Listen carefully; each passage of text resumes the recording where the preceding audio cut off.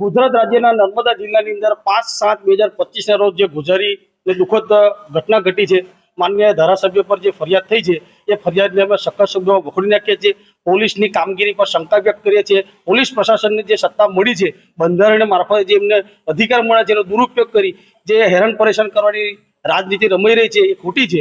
જેના સંદર્ભે તથા બીજી પોલીસની કામગીરી પર મહત્વનો પ્રશ્ન ઉઠ્યો છે કે જે કોર્ટ પરિસર છે એ વકીલ માટેનો વકીલ જેના અધિકારી છે તેણે પણ એમને જતા રોક્યા છે અને એમની સાથે જાહેરમાં અપમાનજનક વર્તન કર્યું છે, કોર્ટ પ્રવેશતા રોક્યા છે અને એમની સાથે એવું અભદ્ર વર્તન કર્યું જ્યારે કોઈ આતંકવાદી હોય, નક્સલવાદી હોય એ રીતે એમને કોર્ટની પ્રવેશથી વંચિત રાખ્યા છે.